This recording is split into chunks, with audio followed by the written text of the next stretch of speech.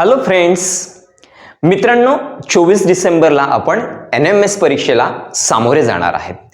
त्यासाठी अनेक शाळा विद्यार्थ्यांसाठी सराव परीक्षेचे आयोजन करतात। विद्यार्थी देखील स्वतः वैयक्तिक घरी प्रश्नपत्रिका सोडवत असतात। त्यासाठी विविध प्रकाशनांचा वापर करतात। इवन स्वतः शिक्षक देखील प्रश्नपत्रिका तयार करतात। परंतु मित्रांनो, हे सराव पेपर किंवा परीक्षा झाल्यानंतर पुढे काय करायचं असतं याचं उत्तरच कोणी शोधत नाही। यासाठी आज आपल्याला या व्हिडिओच्या शेवटी याचं उत्तर मिळणार आहे। सो आपण या व्हिडिओच्या शेवटी जाऊयात। चला मित्रांनो, आता पेपर आपण सुरू करूयात। त्यासाठी आवश्यक तयारी काय असणार आहे? आता आपण पेपर सेट केला की मी वैयक्तिक घरी 2 दिवसावर पेपर ठेवलेला आहे आणि त्यासाठी मी प्रथमतः कॅलेंडरवर किंवा घरामध्ये कुठेतरी एखादी हायलाइटेड गोष्ट असेल त्या ठिकाणी लिहून ठेवणार की माझं या दिवशी एवढ्या वाजता पेपर आहे। त्यानिमित्ताने काय होतं की घरामध्ये पेपरचं वातावरण तयार होतं। बरं, नुसतं पेपरचं वातावरण तयार करून चालणार नाही, तर आपल्याला त्यासाठी आवश्यक पुरेपूर अभ्यास करणं गरजेचं आहे। आता यानंतर अभ्यास झाला, पेपरसाठी साहित्य काय पाहिजे? तर सगळ्यात महत्त्वाचं माझ्या दृष्टीने प्राधान्य राहणार ते म्हणजे पॅड आपल्याकडे व्यवस्थित असलं पाहिजे, ज्याच्यावर काहीच लिहिलं गेलेलं नाही। त्यानंतर आपल्याकडे साधा घड्याळ पाहिजे। मित्रांनो, ते स्मार्ट वॉच नको, ज्याच्यात योग्य वेळ दाखवली जाईल। त्याचबरोबर अति महत्त्वाचे ब्लॅक किंवा ब्ल्यू बॉल पेन असतील, ते देखील 2 आणि व्यवस्थित आधी 2-3 पेपर आपण त्याच्याने सोडवलेले असतील।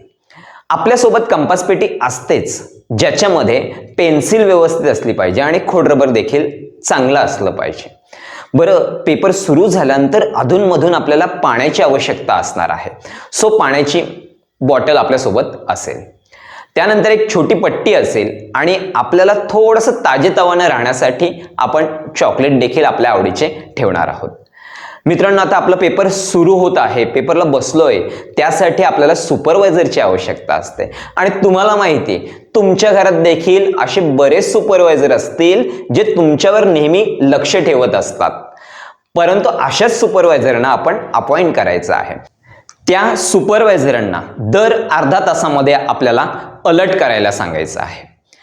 आता त्यानंतर आपण आपलं स्वतःचं घड्याळ सेट करतोय आणि पेपरला सुरुवात करतोय। आपल्याकडे आहे प्रश्नपत्रिका, आपल्याकडे आहे उत्तरपत्रिका, क्वेश्चन पेपर, आन्सर शीट। आता क्वेश्चन पेपरमध्ये आपण पहिला प्रश्न बघतोय आणि सोडवायला सुरुवात करतोय। बरं, आता इथे प्रश्न येतो की पेन्सिल वापरायचं की पेन वापरायचं, पण पेन्सिल वापरल्याने आपलं इनकेस काही जर तिथे चूक झाली तर ती खोडरबरने खोडता येईल। पेनाने लिहिलं आपण, रफर केलं तर मग ते खोडताना मग जास्त किचकट होण्याची शक्यता आहे। सो पेन्सिल आपण यूज करूयात। पेन्सिल यूज केली क्वेश्चन पेपरवर आणि इकडे आन्सर शीटवर आपल्याला कंपल्सरी पेनच यूज करायचा आहे। मग पेन यूज करत असताना पेन्सिल ठेवायची, पेन उचलायचं, पेन ठेवायचं, पेन्सिल उचलायची, यामध्ये काही सेकंड्स वाया जातात आणि हे सगळे सेकंड नंतर मिनिटामध्ये कन्वर्ट होतात। मग इथे 90 मिनिटात 90 प्रश्न सोडवायचे असतात, म्हणून प्रत्येक मिनिट म्हणजे तुमचा एक प्रश्न आला। सो या बाबतीत आपण थोडं अलर्ट राहूयात आणि मी थोडं असं सजेस्ट करेन की आपण एक प्रश्न आणि एक उत्तर असं करण्यापेक्षा आपण 5 प्रश्नांचं पहिल्यांदा रफ वर्क करणार, त्यांचे आन्सर्स मार्क करून ठेवणार आणि मग उत्तरपत्रिकेवर एकदाच पेन उचलून त्या 5 प्रश्नांचे वर्तुळे म्हणजे ओव्हल जे आहेत ते आपण रंगवायला सुरुवात करणार। कळलं? म्हणजे पण मित्रांनो, शेवटी जाताना वेळेचं जरा थोडंसं भान ठेवूयात। अदरवाईज काय व्हायचं की तुम्ही असाल 85 प्रश्नांवर आणि दुसऱ्या 2च मिनिटे आपल्याकडे राहिलेले आहेत, मग अशा वेळेस क्विक आपल्याला डिसिजन घेता आलं पाहिजे। सो ही एक गोष्ट कळली की सायमल्टेनियसली 5 प्रश्न आपण रफ वर्क म्हणून सॉल्व करायचे आणि ते नंतर उत्तरपत्रिकेवर एकाच वेळेस गोल करायचे। ओके, आता त्यानंतर आपल्याला हे जे गोल रंगवायचे आहेत ते एक्झॅक्टली गोल नसून ते ओव्हल असतात आणि त्यासाठी सगळ्यात आधी आपण काय करतोय, आउटर लाईनवर गोल करतोय आणि मग आतमध्ये याप्रमाणे रंगवतोय। ओके, बरं, आता पट्टी कशासाठी असा प्रश्न तुम्हाला पडला असेल, पण मित्रांनो, आपण ज्यावेळेस 45 नंबरचा प्रश्न सोडवायला घेतोय, त्यावेळेस आपण 45 ऐवजी पटकन 46 वर जर गोल केला तर आपला 46 नंबरच्या प्रश्नाचं ऑप्शन जर ते नसेल तर ते तिथे बाद झालं. मग ते एक्झॅक्टली 45 वर यावं यासाठी पाठीमागे दाखवल्याप्रमाणे परफेक्ट पट्टी ठेवून आपल्याला गोल करायचं आहे. म्हणजे याही गोष्टीचा आपल्याला एक सवय करून घ्यायची आहे. मित्रांनो, आता मॅथचा पेपर सॉल्व्ह करत असताना विद्यार्थी जेव्हा बाहेर येतात पहिला पेपर झाल्यावर त्यावेळेस अक्षरशः ते रडकुंडीला आलेले असतात की सर 15 मार्काचं सुटलं, 10 मार्काचं सुटलं, शेवटचे 5 प्रश्न असेच गोल केले. आणि बऱ्याच वेळा काय होतं की मनोऱ्यासारखे अगदी सोपे प्रश्न पण शेवटी असतात. मग नाईलाजास्तव आपल्याला वेळ अपुरा पडला म्हणून आपले तिथे गुण जातात. यासाठी मी थोडा अजून एक तुम्हाला असं सजेस्ट करेन की सगळ्यात आधी आपण क्वेश्चन्स सॉल्व्ह करताना आपल्याला जे जमणारे आहेत, इझी क्वेश्चन्स आहेत, तिथून स्टार्ट करायचं 1 नंबर पासून ते थेट 90 पर्यंत. जेवढे इझी प्रश्न आहेत, समजा एखाद्याला 60 इझी प्रश्न जमले आणि स्वतःला सोडवता येण्यासारखे जमले, त्यांनी पटकन ते काढून घेतलं आणि मग नंतरचा राऊंड जो आहे तो हार्ड क्वेश्चनसाठी ठेवणं. पण इथे आपल्याला वेळेचं भान राहणार नाही. सो टाइम मॅनेजमेंट आपण परफेक्ट केलं पाहिजे की जसं 30 मिनिटात बरोबर 30 प्रश्न झालेत की नाही, मग मधले आपण 5 प्रश्न सोडलेत तर 35व्या प्रश्नावर गेलंय का, याचं आपल्याकडे मॅनेजमेंट त्या मोमेंटला असलं पाहिजे. याच्यासाठी सराव परीक्षा असतात. ओके, तर या बाबी आपण चांगल्या पद्धतीने लक्षात ठेवणार आहोत. आता राहिला प्रश्न सॅटचा. मित्रांनो, सॅट या पेपरसाठी वेळेचं काहीच बंधन म्हणजे फारसं नसतं. तर सगळ्यात आधी तुम्हाला सोपा पाठ सोडवण्यासाठी तुम्ही थेट 36 नंबरच्या प्रश्नावर जाणार.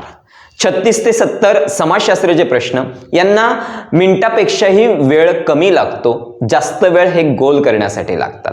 त्यामुळे हे बऱ्याच वेळा सरळ प्रश्न असतात आणि फार काही विचार किंवा कॅल्क्युलेशन या ठिकाणी हा भाग नसतो. म्हणून समाजशास्त्राचे प्रश्न आधी सोडवलेले बेटर राहणार. अदरवाईज तुमची स्वतःची पण ट्रिक काही असू शकते. त्यानंतर मी असं सजेस्ट करेन की तुम्ही 23 नंबरच्या प्रश्नांवर या. म्हणजे तुम्हाला माहिती आहे बायोलॉजी म्हणजे जीवशास्त्र. 23 ते 35 नंबरचे प्रश्न येथे फार वेळ जात नाही आणि ते क्वेश्चन्स पण आपल्याला चांगल्या पद्धतीने सॉल्व्ह करता येते. त्याच्यानंतर आपण 1 नंबर पासून 22 नंबर पर्यंतचे म्हणजे फिजिक्स आणि केमिस्ट्रीचे क्वेश्चन्स आपण सॉल्व्ह करणार. ज्याच्यात थोडासा वेळ जाणार आहे. फिजिक्समध्ये काही न्यूमेरिकल्स म्हणजे गणित असतील, केमिस्ट्रीमध्ये पण आपल्याला विचार करावा लागणार आहे. सो आपण त्याला थोडासा वेळ देणार आहोत आणि सगळ्यात जास्त वेळ देणार आहोत तो म्हणजे गणिताला. जसं आपण बुद्धिमत्तेला प्रत्येक प्रश्नासाठी रफ वर्क केलं तसं 71 नंबरच्या प्रश्नापासून 90 नंबरच्या प्रश्नापर्यंत आपल्याला रफ वर्कसाठी वेळ देणं आहे. अशा प्रकारे तुमचं मॅट आणि सॅट पेपर पूर्ण झाला. अनेक विद्यार्थी 10 प्रश्नपत्रिका, 20, कोणी 100 प्रश्नपत्रिका सोडवतो. मित्रांनो, आपण अगदी मेन पॉइंटवर येत आहोत आता की पेपर सोडवल्यानंतर पुढे काय करायचं. पाठीमागे आपल्याला तक्ता दिसतोय. त्यात बघा, सराव परीक्षेला होणाऱ्या चुका दुरुस्त करून गुण वाढवूयात असं आपण त्याला टायटल दिले. बरं, पेपर झाल्यानंतर समजा तुम्हाला मॅथमध्ये 90 पैकी 60 गुण आले आणि 60 गुण आल्यानंतर 30 गुणांचे प्रश्न कुठे चुकले हे कोणी शोध घेत नाही. कारण मित्रांनो, चुका दुरुस्त केल्याने आपला स्कोर वाढणार आहे आणि त्यासाठी आपण एक तक्ता बनवलेला आहे. हवं तर तुम्ही याचं स्क्रीनशॉट काढून स्वतः एक तक्ता तयार करून प्रत्येक सराव परीक्षेला आपण असा तक्ता वापरलेला पाहिजे. तर पहिला बघा, चुकलेल्या प्रश्नांचे घटक उपघटकाचे नाव काय. समजा घनमधील प्रश्न चुकला असेल. आता प्रश्न का चुकला तर समजा त्याचं कारण आपण लिहिलं की मला नियम माहिती नव्हता. मग पुढे तुम्ही घटकाचा म्हणजे पूर्ण घन या प्रकरणाचा पूर्ण सराव केला की फक्त चुकलेलं उदाहरणच तुम्ही सोडवलं.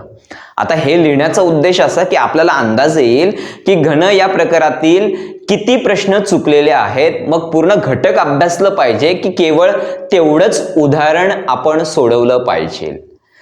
मग हे तक्ता आपल्याला पुढच्या पेपरसाठी मार्क इन्क्रीज करणारा असेल. सेम आपण सॅटसाठी बघतोय की विज्ञान विषय असेल किंवा इतिहास विषय असेल, प्रश्न कोणत्या प्रकरणातून चुकलेले आहे. कधी कधी काही प्रकरणांमधून 2 प्रश्न चुकतात आणि दोनही प्रश्नांचा व्यवस्थित अभ्यास नसतोय. मग आपण त्याचं प्रॉपर जे काही आपलं रिझन असेल ते आपण तिथे लिहिणं गरजेचं आहे. मग प्रकरणाचं आपण पुन्हा वाचन करायचंय की त्या चुकलेल्या घटकाचाच अभ्यास करायचा आहे, हा निर्णय आपला त्या मोमेंटचा राहणार. पण आपण या बारकाईने नोंदी केल्या तर आपल्या लक्षात येईल, कारण सराव परीक्षा पहिली असेल समजा सॅटची, त्याच्यात त्याच प्रकरणात प्रश्न चुकलेला आहे. ओके, आणि दुसऱ्या पण परीक्षेला ते जर चुकलं तर समजून जायचं आपलं प्रकरणच प्रॉब्लेमॅटिक आहे. मग त्या प्रकरणाचा आपल्याला पुन्हा पुन्हा सराव करावा लागेल. मित्रांनो, तुम्ही जर सॅट मध्ये बघितलं तर प्रत्येक प्रकरण हे तुम्हाला 1 किंवा 2 गुण किंवा 3 गुणांचे प्रश्न देखील त्यावर विचारलेले असतात. सो या ज्या 2 गोष्टी आहेत, 2 तक्ते आहेत, मॅथचं आणि सॅटचं, हे आपण काळजीपूर्वक बघून स्वतः तसंच एक तक्ता तयार कराल आणि सराव परीक्षांना सामोरं जाल. आहे का एक वेगळी आयडिया? सो तुम्हाला ही आयडिया कशी वाटली हे कमेंट बॉक्समध्ये टाका. थँक्यू.